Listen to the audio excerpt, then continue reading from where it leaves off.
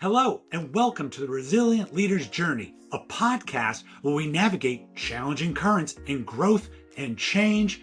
My guest today is David Piccerelli.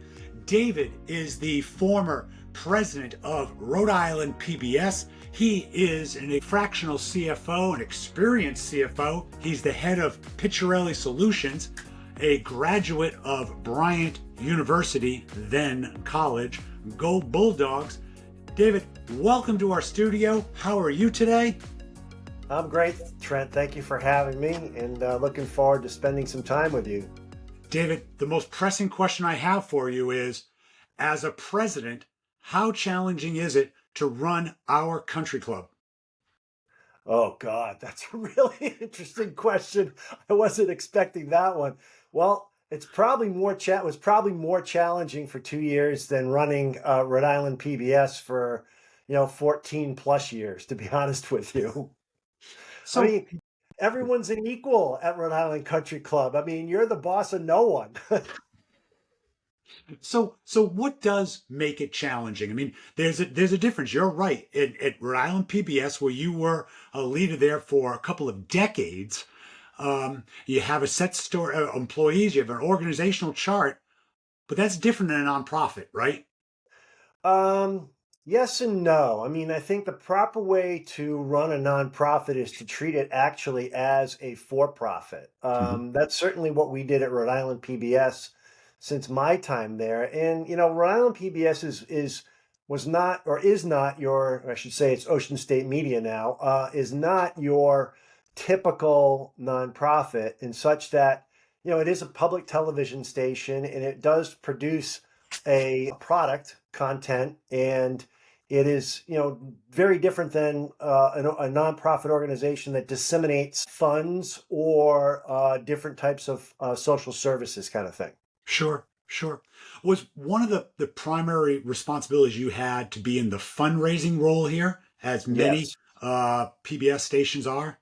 Yeah, one of my I'd say one third of my time was spent actually doing fundraising, whether it was on air or whether it was making connections and just asking for either underwriter dollars, sponsorship dollars, or individual gifts.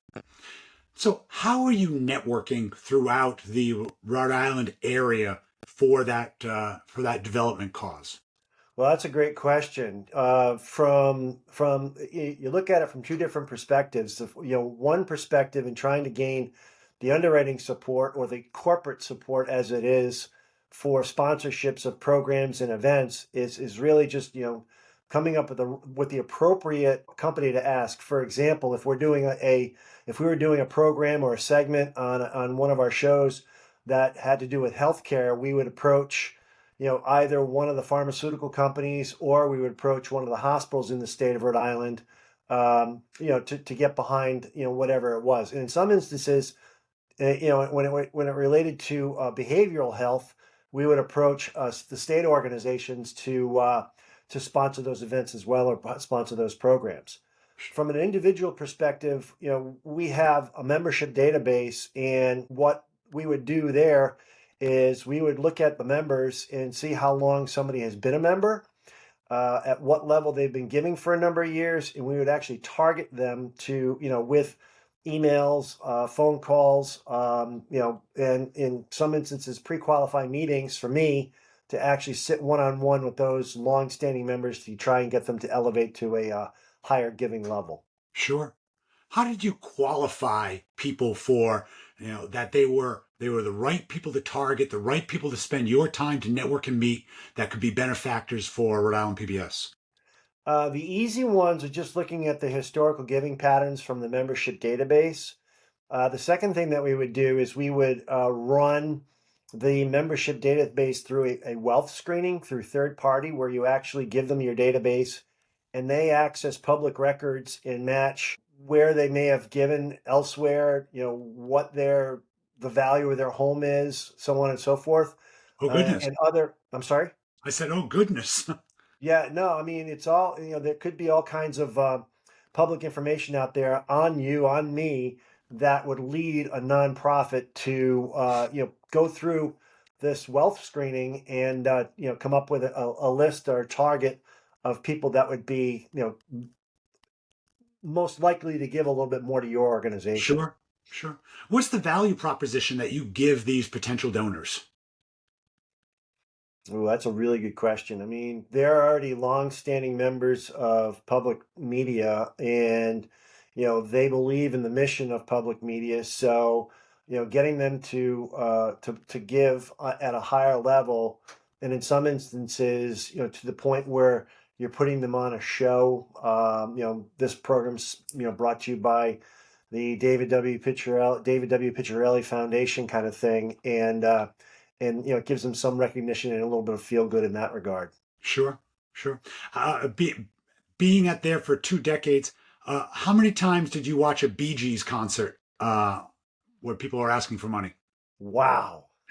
Uh-huh. That's hard.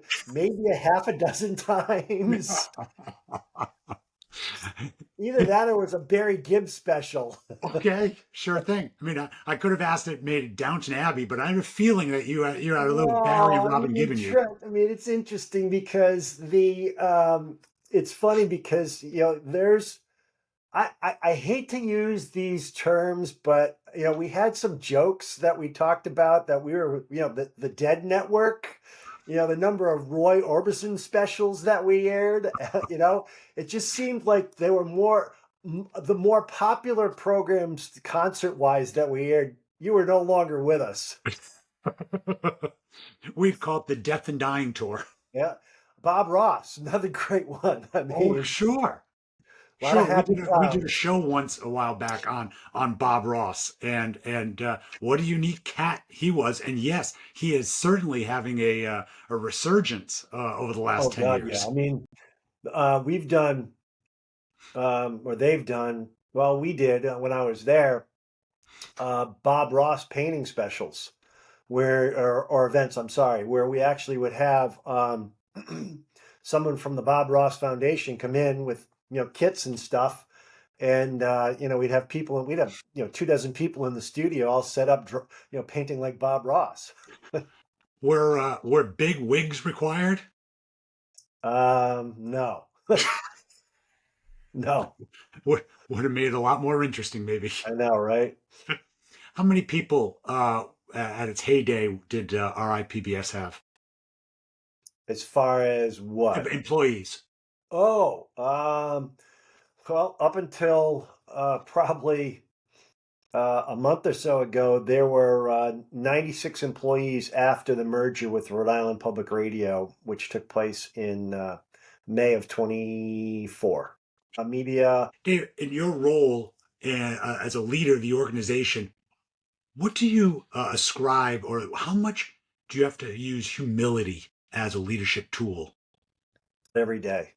Really, why is that? If you can't utilize that that trait, that character trait, then you're not going to be an effective leader. I mean, I mean, you hire employees to do a job. If they're doing their job appropriately, they're bringing ideas to you that you're vetting with them and you're supporting them. Not all the time are their ideas the best ideas, and it's your job to at least listen to the idea and to poke holes in it. And if it's not the best idea, then you send them back to the drawing board to come back with something else. But you need humility in all those aspects of working with your employees to be an effective leader, and for them to be effective employees. Sure, sure. How did you develop a sense of psychological safety inside of RIPBS to make it a warm, nurturing, fostering environment? By basically explaining to everybody that your family is first and your job is second. And I would always say to a lot of folks when they would get upset, we're not saving lives here. There's no urgency in anything that we're doing.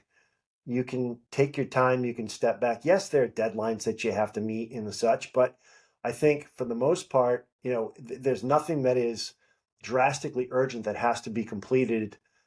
So just take your time and make sure you make the best decisions that you can. And yeah, you're going to make a mistake and you're going to always continue to make mistakes, but just find a way to learn from those mistakes and move forward. Sure. Is there something that you felt as a leader that evolved over 20 years that you said, well, if I was 20 years younger, I wish I knew how to do that then?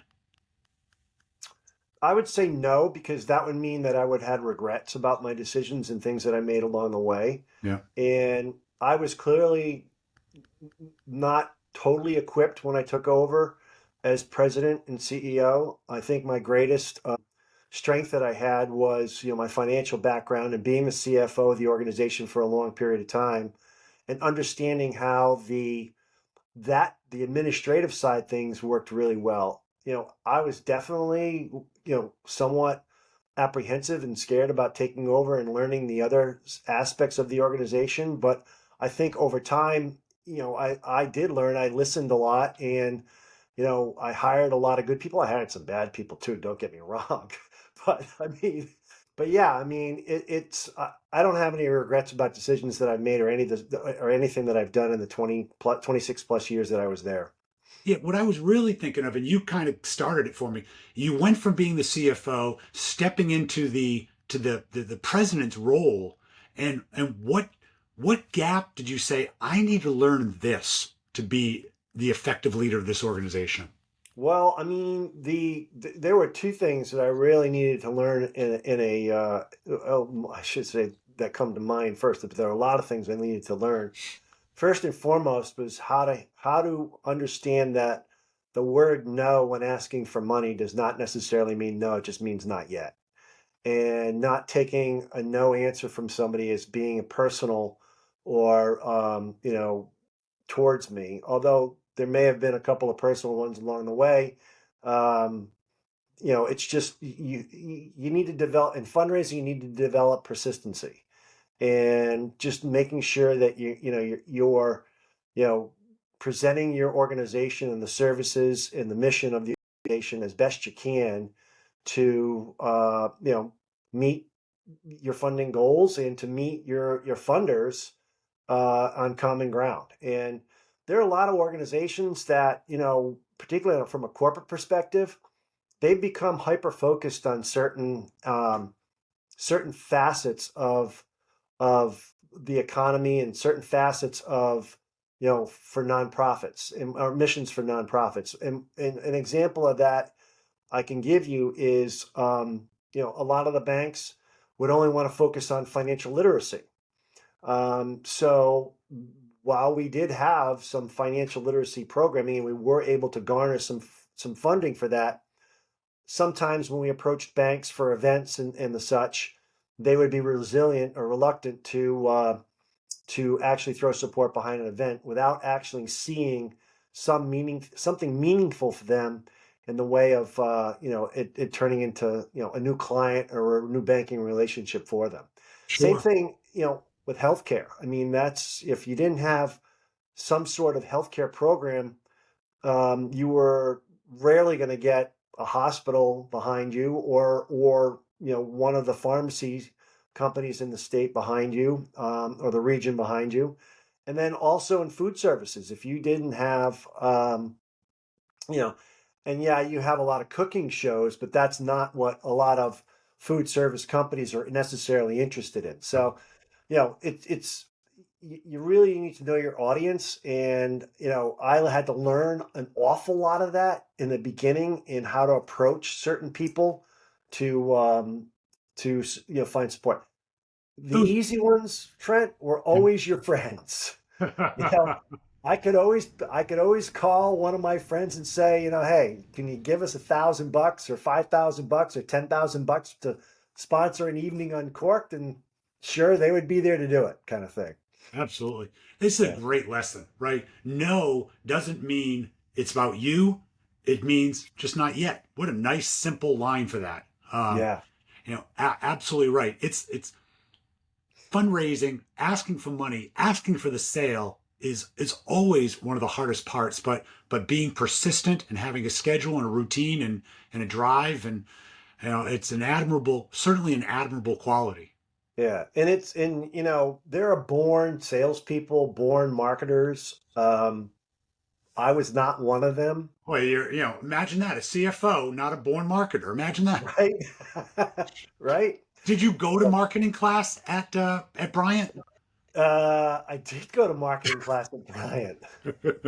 I think I only had one. Right. Yeah, right. I mean, You're an accountant. What do you need I that had a for? lot of I had intermediate accounting, I had advanced accounting, I had auditing, I had taxes. I mean, I had all that same stuff that you had. Come Yeah. on.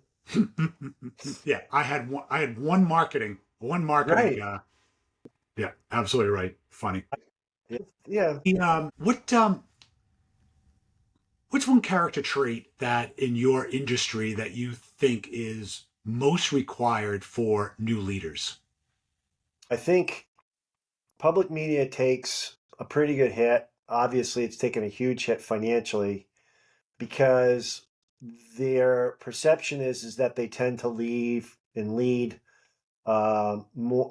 lead more towards the left.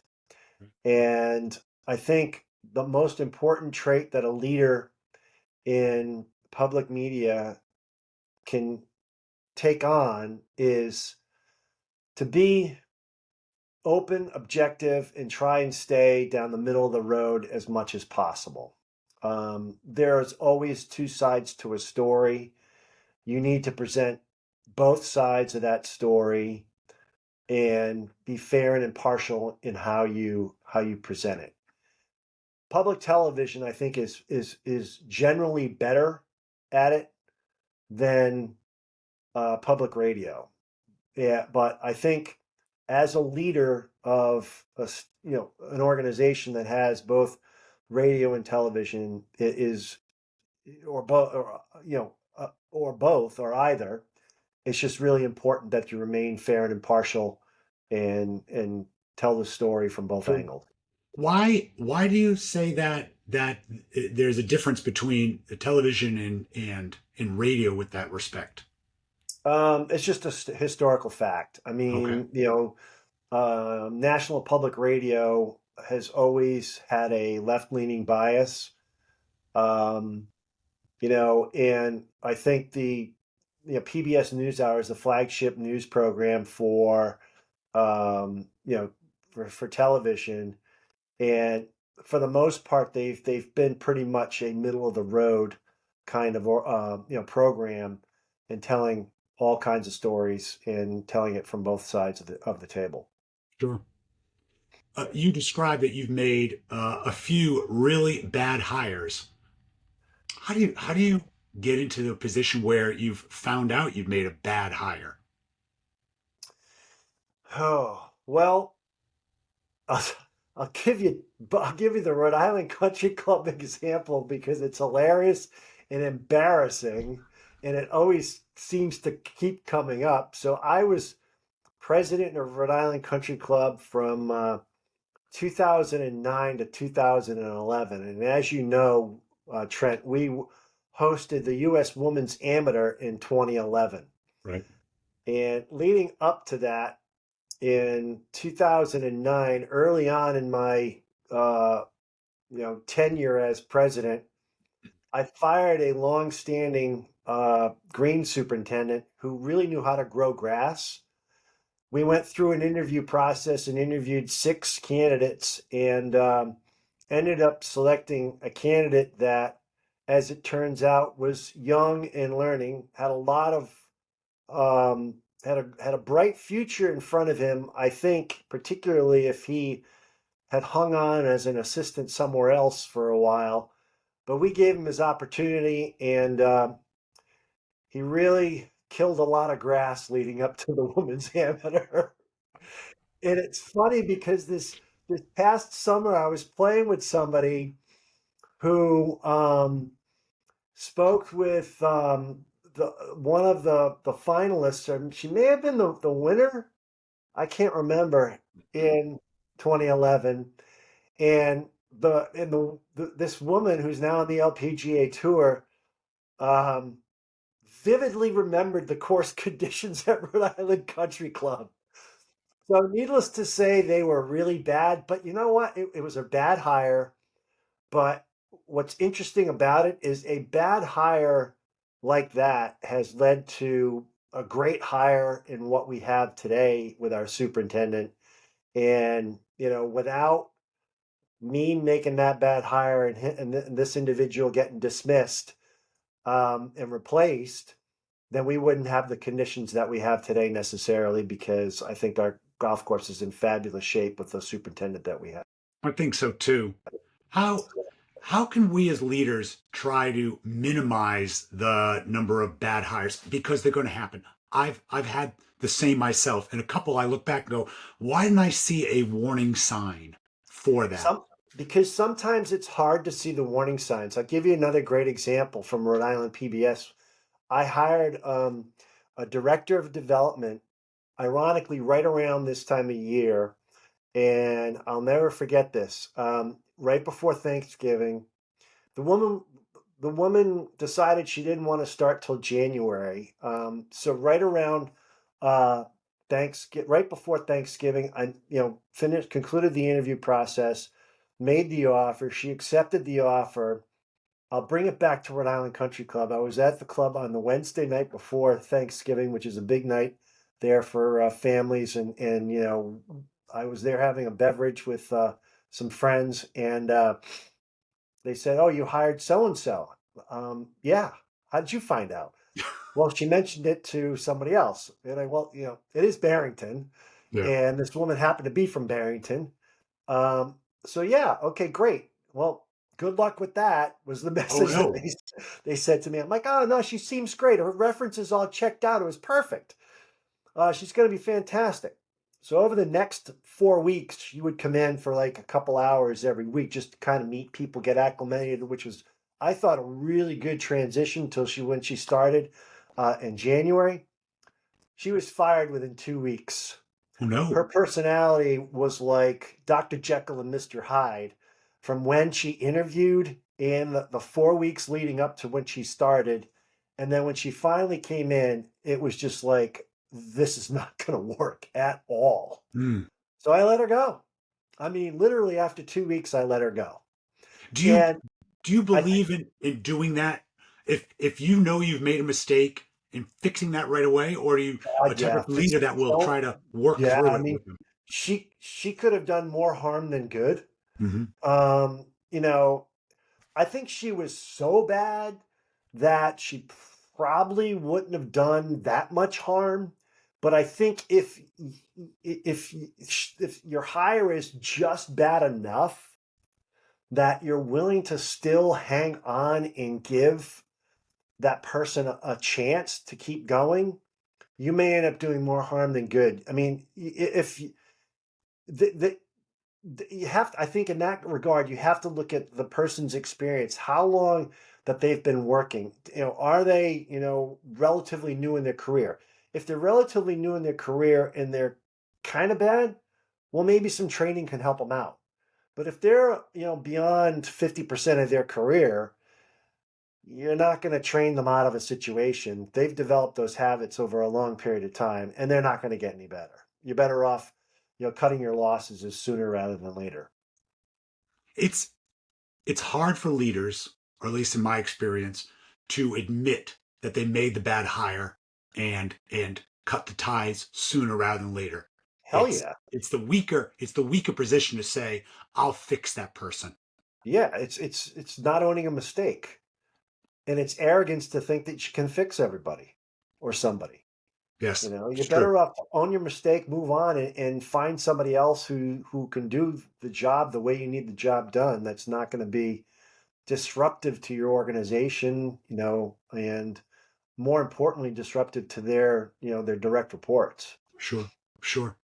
David, I have just one last question for you. Who is your favorite fictional character? Hmm.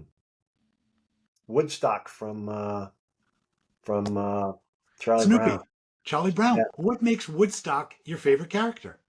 I don't know. As a kid, he was just, this cute little bird that was always there and hanging out with Snoopy and minded its own business and just, you know, yeah, probably Very yeah, cool. definitely Woodstock.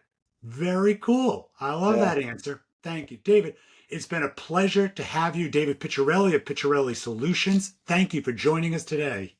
Thank you, Trent, and I'll see you around. Yes, you will. Folks, resilient leaders face challenging currents, and it's tough navigating. But with one tack or another, we can get there together. If you enjoyed this podcast, please subscribe. Go ahead, tell a friend about it. You can find us on our YouTube channel, Spotify, Apple Podcasts, wherever you get your online media. It's been great to be with you this week, and we'll see you next time. Bye for now.